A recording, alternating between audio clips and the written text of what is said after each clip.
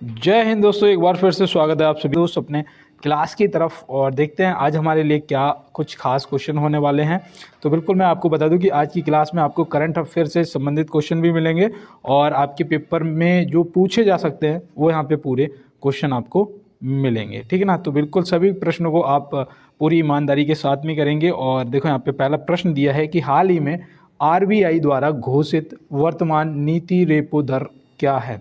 तो बताना है आपको हाल ही में आरबीआई द्वारा घोषित वर्तमान नीति रेपो दर जो है वो क्या है। आज ये आपका टेस्ट पेपर है, ठीक है ना, ये आपका आज टेस्ट पेपर है और यहाँ पे आपका क्या स्कोर होता है आप कमेंट बॉक्स में बताएंगे, ठीक है ना दोस्त। और जो भी अगर गलत करो तो -1 कर लेना और सही करो तो +1 कर लेना। टोटल आपकी जो क्वेश्चन है वो 50 रहेंगे और जो एक्स्ट्रा डिटेल बताऊंगा वो आपको आराम से सुननी है और नोट कर लेना है। तो यहाँ पे याद रखना पहला प्रश्न जो है इसका जवाब आपने कर दिया होगा, ऑप्शन सी है ना, 6.5%। तो ऑप्शन सी यहाँ पे हमारा जो है राइट आंसर हो जाएगा। और चलते हैं इसके साथ में अपने अगले प्रश्न की तरफ। देखिए यहाँ पे दिया है निम्नलिखित में से दिलवाड़ा के जैन मंदिर का निर्माणकर्ता कौन है।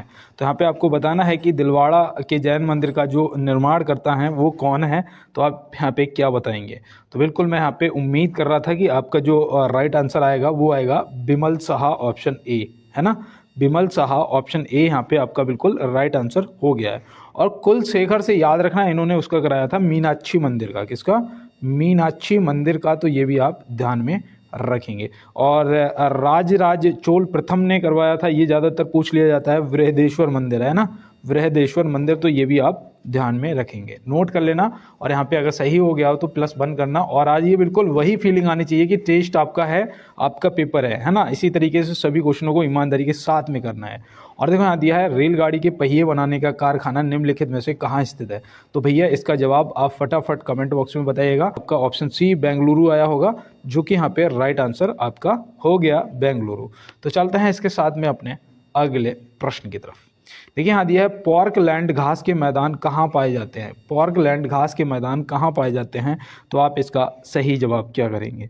अगर आंसर नहीं पता है तो कोई बात नहीं, स्किप कर देना और ऐसे बता देना कि भैया 40 क्वेश्चन में से हमारे 30 सही आए हैं, या जो आपके 35 सही हुए हैं, या 50 में से आपके कितने सही हुए, ऐसे आपको बता देना है, ठीक है ना। तो स्किप कर देना, अगर ना पता हो गलत टिक नहीं करना है। तो यहाँ पे याद रखना भैया, यहाँ पे सही जवाब आपका ऑस्ट्रेलिया ऑप्शन ए हो जाएगा।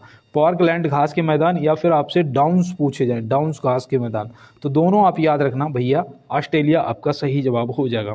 और अफ्रीका से देखो आपसे पूछा जा सकता है सवाना घास के मैदान, है ना, क्या सवाना घास के मैदान पूछा जा सकता है। तो आप बता देंगे भैया अफ्रीका से। अर्जेंटीना से बताओ, अर्जेंटीना से अगर याद हो तो बिल्कुल मैंने आपको पहले ही बताया था पंपास, है ना, पंपास घास के मैदान कहाँ पाए जाते हैं, अर्जेंटीना में। और श्रीलंका में याद रखना, श्रीलंका में आपका वो पटाना घास है, पटाना घास, देखो याद आ गया पटाना घास। तो पटाना घास जो है वो कहाँ पाई जाती है, श्रीलंका में। तो ऐसे आप ध्यान में रखेंगे। तो बिल्कुल स्क्रीनशॉट ले लो। और मैं आपको बता दूं कि अभी तक मैं आपको पीडीएफ नहीं दे पा रहा था, है ना, तो इसका पीडीएफ मैं देखो शाम को अपलोड कर दूंगा। और आप टेलीग्राम को ज्वाइन कर लेना, वहाँ पे आपको बिल्कुल फ्री पीडीएफ मिल जाएगी। और ज्वाइन करने का भी कोई चार्ज नहीं है। अगर आप ज्वाइन करने में कोई दिक्कत आए तो कमेंट बॉक्स में मुझे जरूर बता देना। देखो यहाँ दिया है हाल ही में आरबीआई द्वारा निर्धारित नई यूपीआई लाइट वॉलेट सीमा क्या है। देखो ये भी आपका करंट से संबंधित प्रश्न है ना। हाल ही में आरबीआई द्वारा निर्धारित नई यूपीआई लाइट वॉलेट सीमा क्या है। तो आप यहाँ पे क्या बताएंगे। तो बिल्कुल मैं यहाँ पे उम्मीद कर रहा था कि अब जो है वो बढ़ के हो गई है 5000, कितनी, 5000। तो ऑप्शन डी यहाँ पे आपका सही जवाब हो जाएगा, आप नोट कर लेंगे। और चलते हैं इसके साथ में अपने अगले प्रश्न की तरफ। देखिए यहाँ पे पूछा जा रहा है निम्नलिखित में से पारसनाथ किस प्रकार की पर्वत श्रेणी में आता है, ठीक है ना। यहाँ पे प्रकार को बोल रहा था, मतलब कि जो पारसनाथ पर्वत है वो किस प्रकार की श्रेणी में आता है। तो बलित पर्वत है, बिलाग पर्वत है, या अवशिष्ट पर्वत है। तो यहाँ पे आप क्या बताएंगे। तो बिल्कुल मैं यहाँ पे उम्मीद कर रहा था कि आपका जो राइट आंसर आएगा वो आपका आएगा अपशिष्ट पर्वत। क्या आएगा, अपशिष्ट पर्वत, ऑप्शन सी। देखो एक पारसनाथ, ये पता कहाँ है, ये मैं आपको बताऊं ये भारत में है। कहाँ पर, भारत में है। तो ये आप याद रखना। और मैं आपको बताऊं जैसे आपका सतपुड़ा है ना, सतपुड़ा, ये भी आपका अपशिष्ट पर्वत की श्रेणी में आता है। आपकी जो अरावली है, अरावली श्रेणी, ये भी आपकी अपशिष्ट पर्वत में आती है, विंध्याचल है, ये भी आपकी आती है। तो ऐसे आप याद रखना। ब्लाक पर्वत की श्रेणी में आपसे पूछ लिया जाता है कभी कभी, है ना। तो ब्लाक पर्वत की श्रेणी में जो है आपका नीलगिरी आ जाता है। कौन सा? नीलगिरी। और बलित पर्वत श्रेणी में आपका देखो हिमालय तो आता ही है, मैंने उस दिन आपको बताया भी था, है ना, बलित या फोल्डिंग वाला। तो हिमालय जो है वो बलित पर्वत श्रेणी में आता है। और आपका जो एंडीज है ना, एंडीज, वो भी याद रखना बलित पर्वत श्रेणी में आता है। तो बिल्कुल यहाँ पे जो भी मैंने आपको बताया है आपने नोट कर लिया होगा, स्क्रीनशॉट ले लिया होगा। और चलते हैं इसके साथ में अपने अगले प्रश्न की तरफ। देखिए यहाँ पे दिया है, निम्नलिखित में से उत्तर रेलवे का मुख्यालय कहाँ स्थित है। भैया यहाँ पे उत्तर रेलवे का मुख्यालय, ये मुख्यालय तो हम लोगों ने बहुत पढ़े और कब इनकी स्थापना हुई, है ना, ये सब बिल्कुल रट लिया है। तो यहाँ पे बिल्कुल याद रखना भैया, आपका नई दिल्ली हो जाएगा। उत्तर रेलवे का जो मुख्यालय है कहाँ है? नई दिल्ली में। और इसकी स्थापना हुई थी 1952 में। कब हुई थी? 1952 में। बताओ जयपुर में कौन सी रेलवे का मुख्यालय है? जयपुर में। तो याद रखना भैया, उत्तरी पश्चिमी जो रेलवे है उसका मुख्यालय आपका जयपुर में है, उत्तरी पश्चिमी रेलवे का। और इसकी मुख्यालय की स्थापना हुई थी 2002 में, है ना। और ये जो प्रयागराज है, प्रयागराज से भी आप याद रखना पूछा जा सकता है। उत्तर मध्य रेलवे का मुख्यालय क्या? उत्तर मध्य रेलवे का जो मुख्यालय है वो आपका प्रयागराज में है। और यहाँ पे इसकी जो स्थापना है वो याद रखना 2003 में हुई थी। कब हुई थी? 2003 में हुई थी। तो ये आप बिल्कुल ध्यान रखेंगे। और चलते हैं इसके साथ में अपने अगले प्रश्न पे। स्क्रीनशॉट लेते हुए चलना है, प्लस माइनस करते हुए चलना है। और ये आपका आज का टेस्ट पेपर है, ठीक ना। और यहाँ पे समय सीमा नहीं है, बस समय सीमा नहीं है, क्योंकि मैं कोशिश करूंगा 50 क्वेश्चन 35 मिनट में कराने की, लेकिन डिटेल इतनी है कि हो सकता है कि क्लास थोड़ा सा 40 मिनट भी हो जाए। देखो यहाँ दिया है, देश का सबसे लंबा रेल सड़क पुल निम्नलिखित में से कौन सा है। रेल सड़क पुल यहाँ पे आपको बताना है, देश का सबसे लंबा। तो वो क्या, कौन सा हो जाएगा? और यहाँ पे आपका जो राइट आंसर है वो क्या होगा?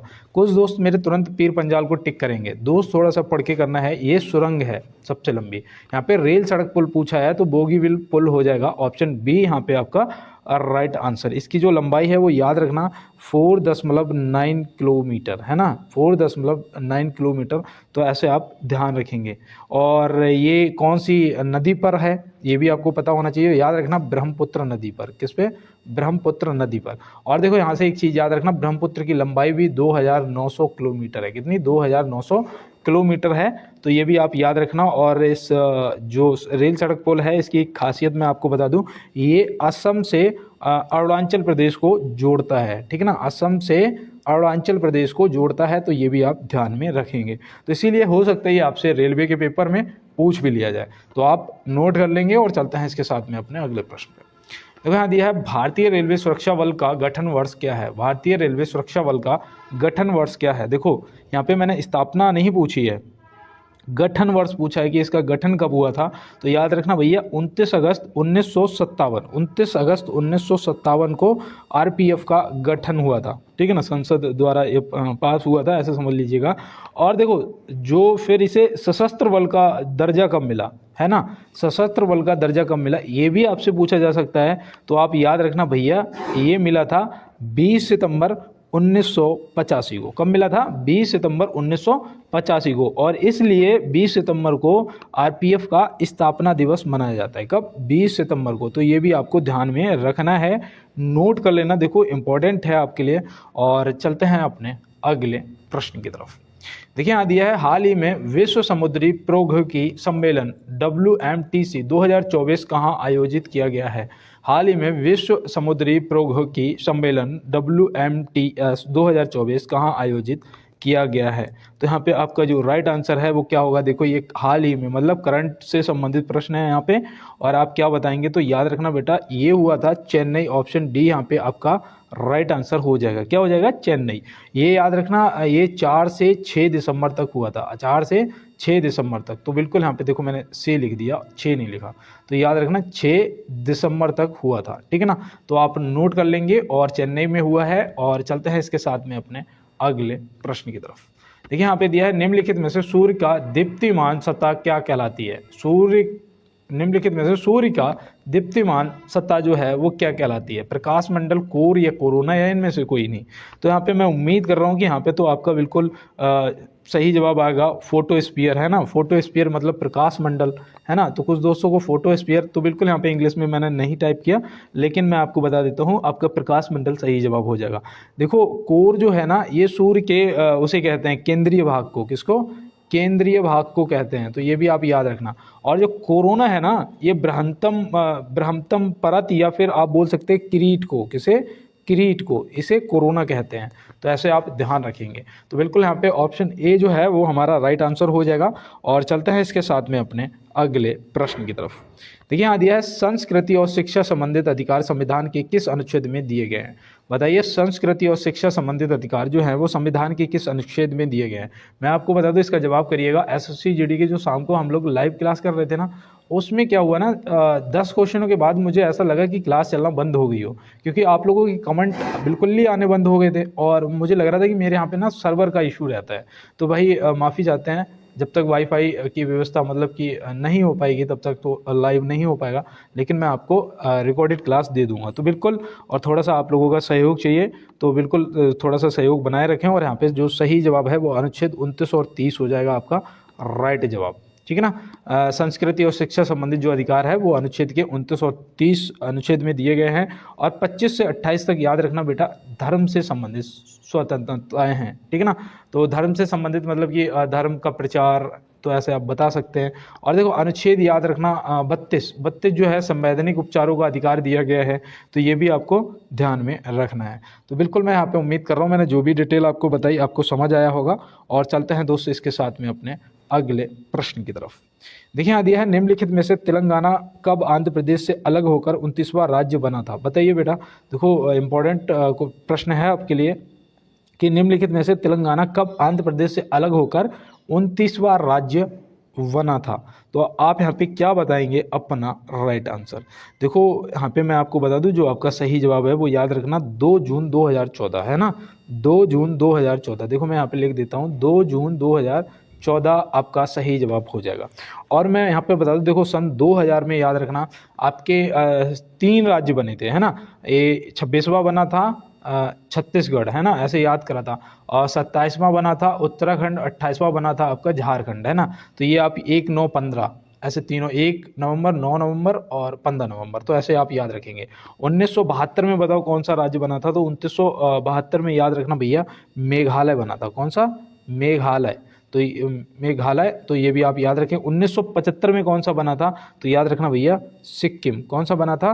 सिक्किम बना था। तो ये भी आप ध्यान में रखेंगे। देखो मैं यहाँ पे पूरा नहीं लिख पा रहा हूँ, मैं आपको बता दूँ थोड़ा सा पेन की दिक्कत है, ठीक है ना दोस्तों, इसलिए अभी मैं पूरा नहीं लिख पाता हूँ, लेकिन मैं फिर भी आपको इतना लिख देता हूँ कि आप अपने नोट्स पे सही से लिख लें। देखो यहाँ दिया है कानून द्वारा स्थापित प्रक्रिया किस देश के संविधान से लिया गया है? कानून द्वारा स्थापित प्रक्रिया किस प्रक्रिया है, प्रतिक्रिया नहीं, माफ़ी चाहते हैं, प्रक्रिया किस देश के संविधान से लिया गया है? तो यहाँ पे आप क्या बताएंगे? तो बिल्कुल मैं यहाँ पे उम्मीद कर रहा था कि जो आपका राइट आंसर आएगा वो यहाँ पे आएगा जापान। क्या आएगा दोस्त? जापान। ऑप्शन ए यहाँ पे आपका बिल्कुल राइट आंसर हो जाएगा, ठीक है ना। और देखो ऑस्ट्रेलिया से याद रखना, ऑस्ट्रेलिया से प्रस्तावना की भाषा ली गई थी, है ना। प्रस्तावना की भाषा ली गई थी ऑस्ट्रेलिया से। ब्रिटेन के संविधान से क्या लिया गया था? तो भैया वहाँ से एकल नागरिकता, है ना। एकल नागरिकता मतलब भारत में हो तो भारत की ही नागरिकता आपके पास होनी चाहिए। मतलब ऐसा नहीं है कि आप दोहरी नागरिकता अपनाते हो, समझ रहे हो ना, मतलब 2 जगह की नागरिकता नहीं, सिर्फ भारत मतलब भारत। तो ऐसे आप याद रखना। और चलते हैं इसके साथ में अपने अगले प्रश्न पे। देखो यहाँ दिया है संयुक्त राष्ट्र नारकोटिक्स ड्रग्स आयोग के 68वें सत्र की अध्यक्षता कौन करेगा? तो भैया ये आपके देखो करंट से संबंधित प्रश्न है। और यहाँ पे मैं उम्मीद करता हूँ कि जो आपका राइट आंसर आएगा वो आएगा अपना प्यारा भारत, ऑप्शन ए, है ना। अपना प्यारा भारत ऑप्शन ए यहाँ पे सही जवाब है। और ये बेटा देखो थोड़ा सा स्क्रीनशॉट ले लेना, नोट कर लेना, भूलना नहीं है पेपर के अंदर, है ना। वो खान सर की बात याद है ना कि जब भूलना ही था तो फिर पढ़ा क्यों, है ना। तो बिल्कुल दोस्त भूलना नहीं है। और यहाँ पे देखो दिया गया है कि गंधार क्षेत्र में बौद्ध वास्तुकला के बारे में कौन सा कथन सही है? बताओ बेटा, गंधार क्षेत्र में बौद्ध वास्तुकला के बारे में कौन सा कथन जो है वो सही है? तो आप यहाँ पे क्या बताएंगे? ये मैं आपको बता दूं ये क्वेश्चन पूछा गया था, है ना, और शायद ALP में पूछा गया था। Loco pilot, assistant loco pilot में। तो मैं आपको बता दूं यहाँ पे सही जवाब आपका ऑप्शन ए हो जाएगा, भारतीय और यूनानी विशेषताएं और शैलियाँ आपस में जुड़ी हुई हैं। तो ऑप्शन ए यहाँ पे आपका बिल्कुल सही जवाब हो जाएगा। गांधार क्षेत्र में बौद्ध वास्तुकला के बारे में कौन सा कथन सही है, तो आप यहाँ पे ऑप्शन ए नोट कर लेंगे। और चलते हैं इसके साथ में अपने अगले प्रश्न की तरफ। देखिए यहाँ पे दिया है निम्नलिखित में से ईडन गार्डन स्टेडियम कहाँ स्थित है। ये आपका आज का HW है, क्योंकि ये कल का क्वेश्चन था, है ना। और मैंने आपको बताया भी था कोलकाता, मुंबई, दिल्ली और ग्वालियर चारों जगह बताया था कौन कौन से स्टेडियम स्थित हैं, है ना। और मैंने एक पांचवा और बताया था वहाँ से कानपुर से, है ना, ग्रीन पार्क, वो भी बताया था। तो मैं बिल्कुल यहाँ पे आप इसका जवाब तब तक कमेंट बॉक्स में करेंगे। तो हाँ दिया है निम्नलिखित में से कौन सा अर्धचालक नहीं है, इनमें से कौन सा अर्धचालक नहीं है, तो आप यहाँ पे क्या बताएंगे। तो बिल्कुल मैं यहाँ पे उम्मीद कर रहा हूँ कि आपका राइट आंसर आएगा दोस्त, है ना। तो बिल्कुल यहाँ पे आपका आ चुका होगा, आर्सेनिक जो है वो आपका अर्धचालक नहीं, ऑप्शन ए। सेलेनियम जो है, सिलिकॉन जो है, जर्मेनियम जो है, ये सब आपके अर्धचालक हैं। तो ऐसे आप ध्यान रखेंगे। और चलते हैं इसके साथ में अपने अगले प्रश्न की तरफ। देखिए यहाँ दिया है न्यूटन के पहले नियम को निम्न में से क्या कहा जाता है। न्यूटन के पहले नियम को निम्न में से क्या कहा जाता है, तो आप यहाँ पे क्या बताएंगे अपना राइट आंसर। तो बिल्कुल मैं यहाँ पे आपको बता दूं कि न्यूटन के पहले नियम को कहते हैं जड़त्व का नियम। क्या कहते हैं? जड़त्व का नियम। तो आप याद रखेंगे, ठीक है ना। और देखो जो संवेग का नियम है ये न्यूटन का द्वितीय नियम है, ये भी याद रखना। और क्रिया प्रतिक्रिया का जो नियम है वो न्यूटन का तृतीय नियम है। और ये देखो मैं आपको इसलिए कह रहा हूँ कि ये मुझे लगता है कि आपके लिए इम्पोर्टेंट है, आप इसे नोट करेंगे और स्क्रीनशॉट ले लिया करो, बाद में नोट कर लिया करो, ठीक है ना। पहले क्लास को पूरा सुन लिया करो और स्क्रीनशॉट लेते जाओ, बाद में नोट कर लो अपने नोट्स पे, है ना। और देखो यहाँ दिया है निम्नलिखित में से प्रकाश वर्ष किसका मात्रक है। बताओ भैया प्रकाश वर्ष जो है ये किसका मात्रक होता है, तो आप यहाँ पे क्या बताएंगे अपना राइट आंसर। 20वां क्वेश्चन है। मैं सिर्फ एक बार कहूँगा आप लोगों से, जो भी मेरे नए पुराने दोस्त मेरे साथ जुड़े हुए हैं, एक बार आप लाइक वाला बटन जरूर दबाएंगे। और जो भी मेरे नए दोस्त मेरे साथ जुड़े हैं पहली बार, आप चैनल को एक बार सब्सक्राइब कर लेना, बेल आइकन दबा लेना और थोड़ा सा दोस्तों के साथ में शेयर कर देना, है ना। और PDF जरूर ले लेना, उसके लिए आप टेलीग्राम को ज्वाइन कर लेना। तो यहाँ पे याद रखना भैया खगोलीय दूरी का SI मात्रक है ना। खगोलीय दूरी तो आप याद रखेंगे, प्रकाश वर्ष जो है वो किसका मात्रक है? खगोलीय दूरी का। तो आप ये याद रखेंगे। और यहाँ पे देखो जो कार्य का है वो कार्य का क्या होता है, तो याद रखना भैया जूल, है ना, जूल। तो ये भी आप याद रखना। ज्योति फ्लैक्स का उस दिन मैंने आपको बताया था ल्यूमन, है ना, ल्यूमन बताया था, तो ये भी आप याद रखेंगे। तो ल्यूमन हो जाएगा। और यहाँ पे माँ बना देता हूँ, है ना, पूरा लिख देता हूँ ल्यूमन। तो बिल्कुल। और चलते हैं इसके साथ में अपने अगले प्रश्न की तरफ। देखिए यहाँ दिया है 2024 पुरुष Asia cup under 19 cricket team cricket किस टीम ने जीता है। माफ़ी चाहते हैं, जो पुरुष एशिया कप अंडर 19 क्रिकेट किस टीम ने जीता है। तो यहाँ पे आप क्या बताओ। देखो 2024 का है ना।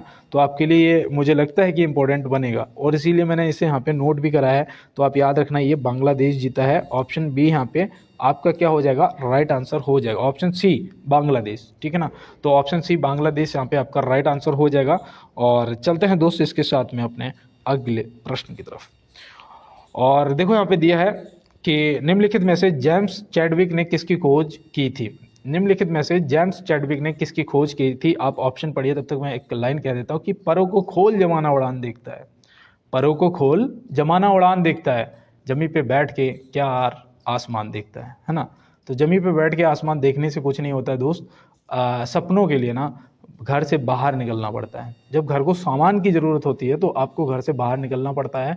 और मैंने हर बार कहता हूँ कि आपका जीवन आसान नहीं हो सकता है, क्योंकि आप अपने परिवार की स्थिति को बदलने के लिए पैदा हुए हैं, है ना। तो बिल्कुल दोस्त, और थोड़ी सी मेहनत कर लो, सफलता आपको 100% मिल जाएगी। यहाँ पे देखो दिया गया है निम्न में से जेम्स चैडविक ने किसकी खोज की थी। तो आप यहाँ पे क्या बताएंगे। आपका जो राइट आंसर है वो याद रखना भैया न्यूट्रॉन की करी थी। किसकी करी थी? न्यूट्रॉन की करी थी। और याद रखना कब करी थी, तो वो भी आप यहाँ पे नोट कर लो, 1932 में करी थी। प्रोटॉन की जो खोज है वो रदरफोर्ड ने करी थी। किसने?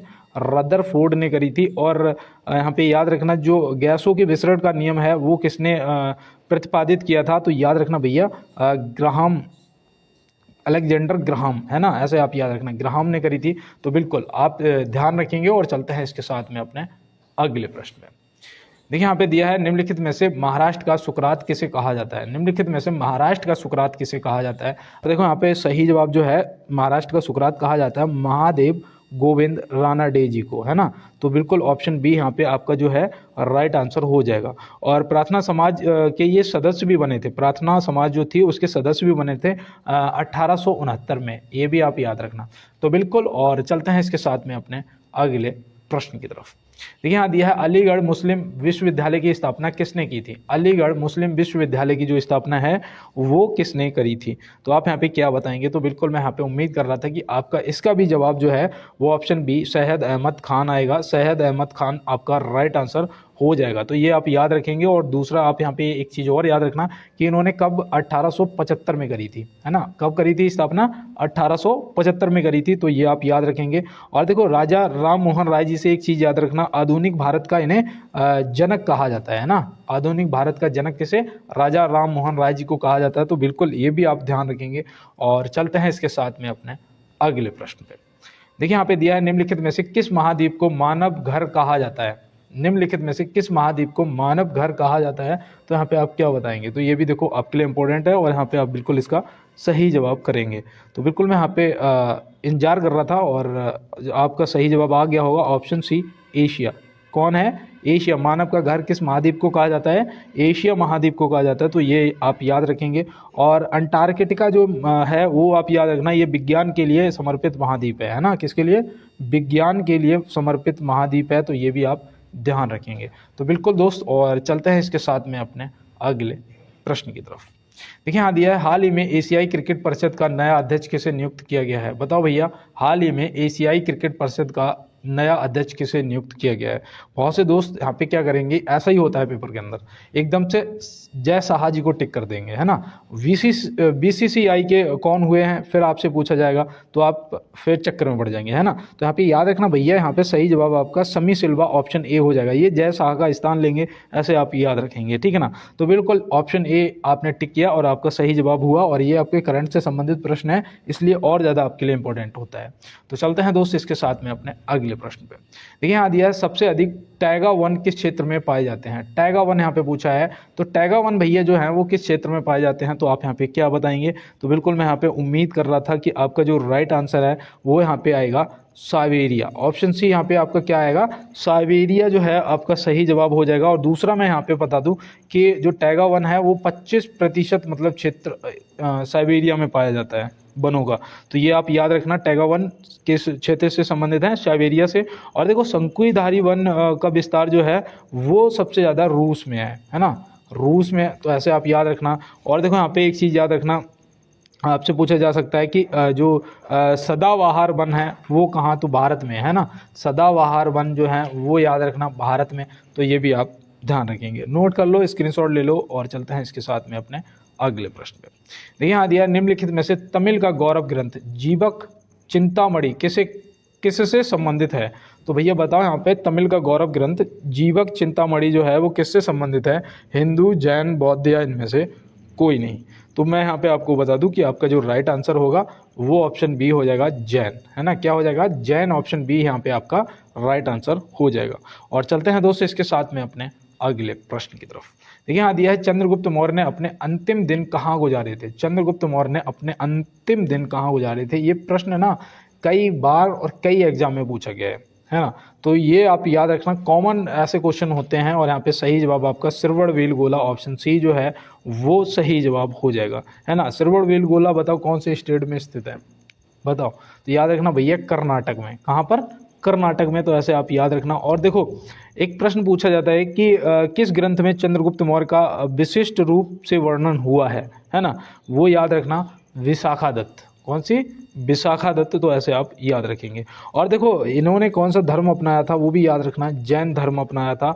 और किससे दीक्षा ली थी, है ना, जैन धर्म की, वो भी याद रखना, भद्रबाहु से। किससे, भद्रबाहु से। तो ये भी आप ध्यान रखेंगे। तो बिल्कुल स्क्रीनशॉट ले लो और नोट कर लेना। और चलते हैं अपने अगले प्रश्न पर। देखो यहाँ पे दिया है हिंदुस्तान सोशलिस्ट रिपब्लिकन एसोसिएशन की स्थापना कहाँ हुई थी। तो बताओ भैया हिंदुस्तान सोशलिस्ट रिपब्लिकन एसोसिएशन की जो स्थापना है वो कहाँ पर हुई थी। तो आप क्या बताएंगे यहाँ पे। अब जो क्वेश्चन है वो आपके लिए और ज़्यादा इंपॉर्टेंट बनते हैं, क्लास को बीच में मत छोड़ना दोस्त। और यहाँ पे सही जवाब जो है वो आपका नई दिल्ली, या फिर यहाँ पे नई दिल्ली नहीं दिल्ली होना चाहिए था, है ना। तो बिल्कुल याद रखना ये दिल्ली में हुई थी 1928 में। कब हुई थी? 1928 में। तो आप ध्यान रखेंगे ऑप्शन सी यहाँ पे आपका सही जवाब हो जाएगा। और चलते हैं इसके साथ में अपने अगले प्रश्न। देखिए यहाँ पे जो हमारा नेक्स्ट क्वेश्चन पूछा जा रहा है कि निम्नलिखित में से आर्य समाज की स्थापना कब हुई थी। तो यहाँ पे आप बताइएगा। देखो ये आपसे पूछे जा सकते हैं, इंपॉर्टेंट हैं, और आपको बिल्कुल यहाँ पे बिल्कुल राइट आंसर बताना है। तो आप याद रखना 1875 ऑप्शन सी है ना। और देखो डेट क्या थी, तो डेट याद रखना 10 अप्रैल थी, 10 अप्रैल 1875 में। और किसने की थी स्थापना, तो वो भी याद रखना भैया, स्वामी दयानंद सरस्वती जी ने, है ना। स्वामी दयानंद सरस्वती जी ने। तो ये भी आप ध्यान रखेंगे। वो मुझे पता है थोड़ा सा पेन ना होने की वजह से दिक्कत हो जाती है, तो उसके लिए माफ़ी चाहते हैं। और देखो यहाँ पे एक चीज़ याद रखना, 1873 में किसकी स्थापना हुई थी, तो सत्यशोधक समाज की। किसकी? सत्यशोधक समाज की। और ये किसने करी थी, तो याद रखना ज्योतिबा फूले जी ने की थी, है ना। तो ये भी आप याद रखेंगे, नोट कर लेंगे पूरी डिटेल को। और चलते हैं इसके साथ में अपने अगले प्रश्न की तरफ। देखिए यहाँ पे पूछा जा रहा है केंद्रीय गृह मंत्री अमित शाह जी ने सरदार पटेल जी की प्रतिमा का अनावरण कहाँ किया है। तो ये देखो भैया आपका करंट से संबंधित प्रश्न है ना। और यहाँ पे आप क्या बताएंगे, तो बिल्कुल मैं यहाँ पे उम्मीद कर रहा हूँ ये आपका सही जवाब जो है वो आपने कर दिया होगा, ऑप्शन सी जोधपुर, है ना। ऑप्शन सी जोधपुर यहाँ पे आपने सही जवाब कर दिया होगा। और जो प्रतिभा है उसकी ऊंचाई याद रखना भैया 11 फीट है। कितनी?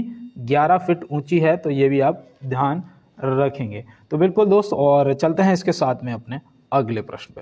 तो यहाँ दिया है निम्नलिखित में से भारत में लेप्चा जनजाति कहाँ निवास करती है। निम्नलिखित में से भारत में लेप्चा जनजाति जो है वो कहाँ निवास करती है। तो आप क्या बताएंगे। तब तक मैं एक लाइन सुना दूं कि कहते हैं ना कि दोस्त अकेले चलना पड़ता है सपनों की राहों पर, यूं ही नहीं मिल जाती मंजिल चौराहों पर, है ना। तो बिल्कुल दोस्त आपको अकेला ही चलना पड़ेगा सपनों की राहों पर। और बिल्कुल दोस्त, और यहाँ पे जो प्रश्न है हमारा कि लेप्चा जनजाति पूछा जा रहा है, तो हम बता देंगे भैया ये सिक्किम में निवास करती है। कहाँ पर? यहाँ पे जो ऑप्शन दिए हैं उनमें सिक्किम आपका बिल्कुल सही जवाब हो जाएगा। मणिपुर से याद रखना, मैंने आपको कई बार बताया है, कुकी जनजाति, है ना, कुकी जनजाति। मध्य प्रदेश से आप याद रखना, मध्य प्रदेश है, राजस्थान है और गुजरात है ना। यहाँ तीनों से आप याद रखना, आपसे पूछा जा सकता है भील जनजाति, है ना, भील। तो ये तीनों स्टेट में निवास करती है, तो ऐसे आप याद रखेंगे। और चलते हैं इसके साथ में अपने अगले प्रश्न की तरफ। देखिए यहाँ पे जो हमारा अगला प्रश्न है, एक मिनट, थोड़ा सा माइक दिक्कत दे रहा है। देखिए यहाँ पे जो हमारा अगला प्रश्न है वो पूछा जा रहा है निम्नलिखित में से सुल्तान अजलान शाह कप किससे संबंधित है। तो यहाँ पे आपको बताना है कि सुल्तान अजलान शाह कप जो है वो किससे संबंधित है। तो यहाँ पे आपका राइट आंसर क्या होगा। इसका तो जवाब बिल्कुल बहुत ईजी है, तुरंत लगा दिया होगा भैया, हॉकी से, है ना। तो ऑप्शन बी यहाँ पे आपने एकदम से जवाब कर दिया होगा। क्रिकेट से याद रखना, आपसे पूछ लिया जाता है देवधर ट्रॉफी। कौन सी? देवधर ट्रॉफी पूछ लिया जाता है। बैडमिंटन से याद रखना भैया आपका थॉमस कप पूछ लिया जाता है, और उबेर कप पूछ लिया जाता है ना। तो ये आप बैडमिंटन से याद रखेंगे। और चलते हैं, और देखो इनसे संबंधित शब्द भी पूछे जाते हैं ना, पेनाल्टी किक, पेनाल्टी स्ट्रोक, और गली शब्द, क्रिकेट, और चाइना मैन, गुगली शब्द, ये शब्द भी आपसे पूछे जाते हैं, जो कि मैंने आपको बहुत पहले कई बार क्लास में बताया है। तो बिल्कुल यहाँ पे देखिए हमारा नेक्स्ट क्वेश्चन है कि भारतीय संविधान का कौन सा भाग पंचायती राज से संबंधित है। तो बताओ भैया भारतीय संविधान का कौन सा भाग है जो पंचायती राज से संबंधित है। तो यहाँ पे आप क्या बताएंगे।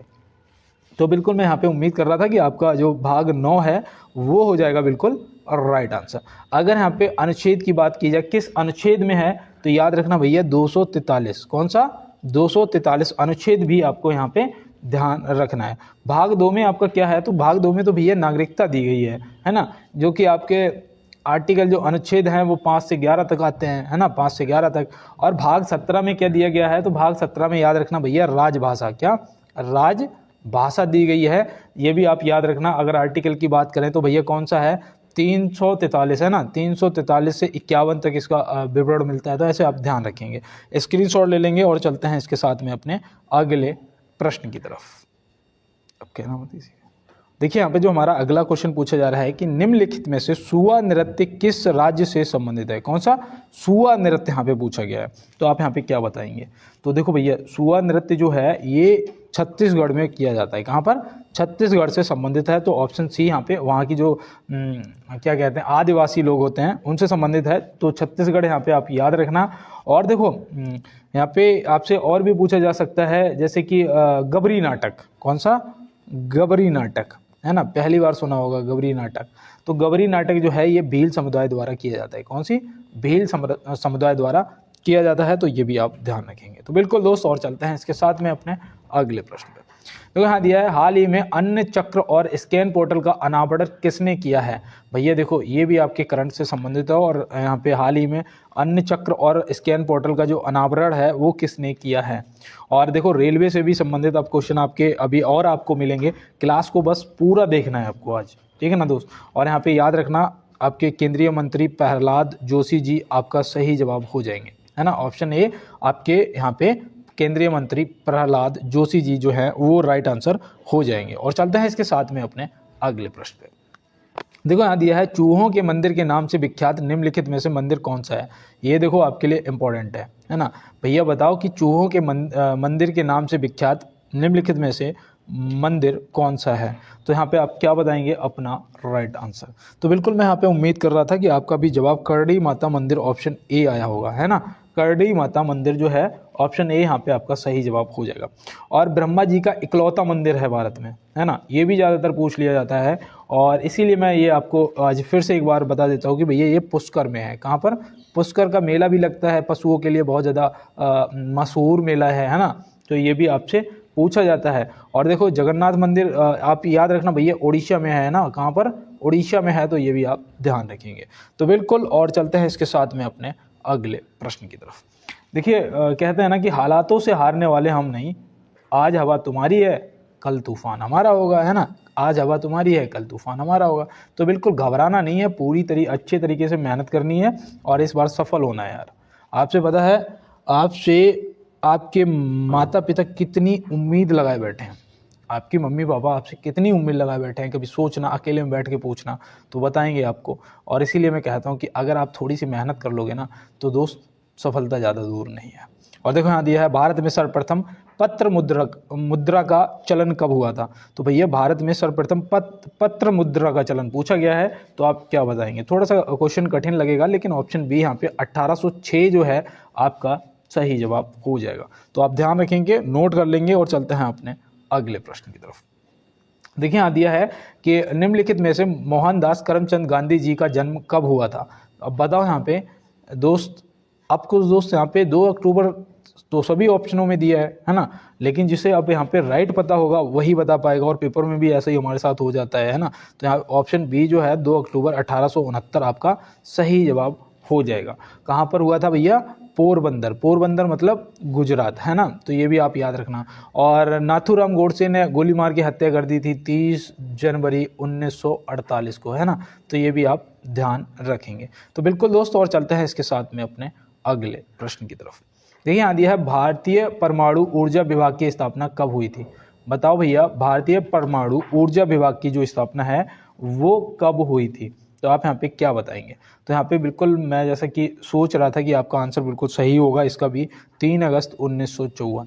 और देखो अगर आपको लग रहा हो कि आज के टेस्ट में नंबर कम आ रहे हैं तो कोई बात नहीं है, थोड़ी सी मेहनत का लेवल और बढ़ा दो, है ना। तो बिल्कुल सही आने लग जाएंगे। और चलते हैं इसके साथ में अपने अगले प्रश्न पे।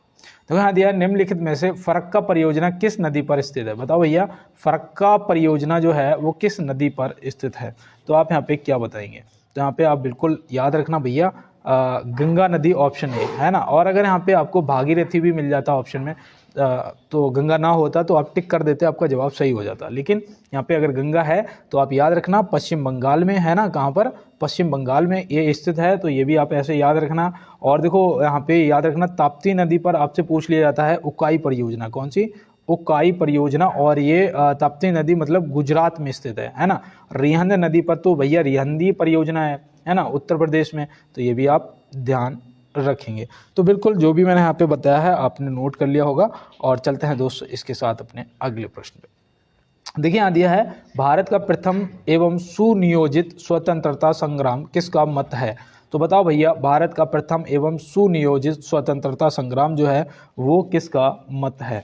तो आप यहाँ पे क्या बताएंगे? तो बिल्कुल मैं यहाँ पे उम्मीद कर रहा था कि आपका जवाब आ गया होगा, बी.डी. सावरकर जी, है ना, option C BD. Savarkar ji. जिसने भी टिक किया है उसका बिल्कुल राइट आंसर यहाँ पे हो गया है। तो बिल्कुल दोस्त, और चलते हैं इसके साथ में अपने अगले प्रश्न पे।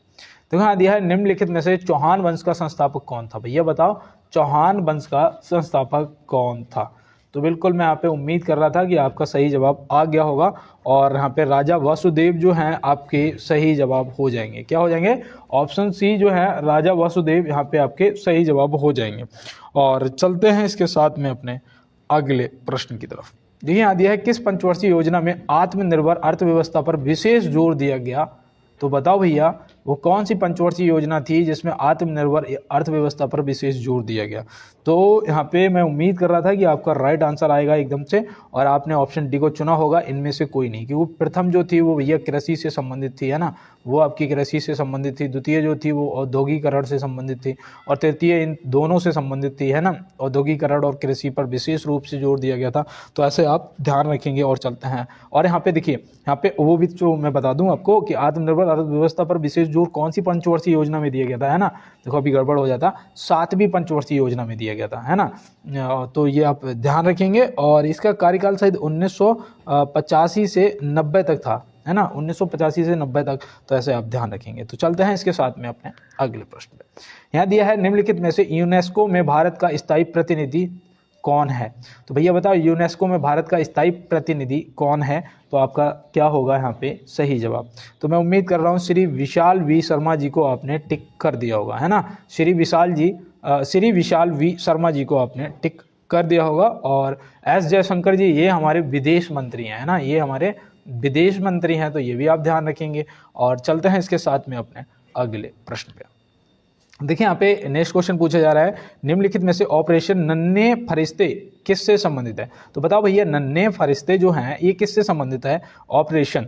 तो भैया यहाँ पे मैं आपको बता दूं, देखो मैंने आपसे कहा था कि क्लास में बने रहना, और ये जो है ये यहाँ पे आपका सही जवाब हो जाएगा रेलवे सुरक्षा बल। रेलवे सुरक्षा बल ऑप्शन बी आपका सही जवाब हो जाएगा। मैं आपको बता दूं, इस योजना इस ऑपरेशन के तहत लगभग 600 बच्चों को उनके परिवार से आरपीएफ द्वारा मिलाया जा चुका है। जो बच्चे ट्रेन में छूट जाते हैं, गुम हो जाते हैं या तस्करी संबंधित होते हैं, उन बच्चों को आरपीएफ ने अपने अंडर में लेके उनके परिवार से मिलाया है। तो है ना, कितना अच्छा काम है यार, इतना अच्छा काम की तैयारी कर रहे हो तो भगवान तो आपका साथ देगा ही। बस क्या है, थोड़ा सा आप भी यार मेहनत कर लो, है ना। और चलते हैं अपने अगले प्रश्न की तरफ। देखिए यहाँ दिया है, निम्नलिखित में से आंध्र प्रदेश राज्य की राजधानी कहाँ है? तो भैया राजधानियाँ तो जरूर एकदम रटी होनी चाहिए, है ना। अमरावती हो जाएगा यहाँ पे आपका सही जवाब। देहरादून जो है वो उत्तराखंड की है ना। गुवाहाटी जो है वो असम की है ना। और गंगटोक जो है वो किसकी है? वो सिक्किम की है ना। और ईटानगर जो है वो अरुणाचल की है। तो इस तरीके से आपसे पूछा जा सकता है आपकी राजधानी, उनसे संबंधित राज्यपाल और उनके सीएम, है ना। ये भी आपको इम्पोर्टेंट है, आपको बिल्कुल रेडी करके जाना है। तो बिल्कुल, और चलते हैं इसके साथ में अपने अगले प्रश्न पे। देखिए यहाँ पे जो आपका प्रश्न पूछा जा रहा है, मैंने कहा था जैसा कि आपको कि इंपॉर्टेंट प्रश्न होंगे आज, है ना, और लास्ट तक रहना है। तो यहाँ पे पूछा गया है, निम्नलिखित में से संज्ञान ऐप किससे संबंधित है? तो संज्ञान ऐप यहाँ पे आपसे पूछा जा रहा है। तो याद रखना भैया, ये रेलवे सुरक्षा बल से संबंधित है। किससे?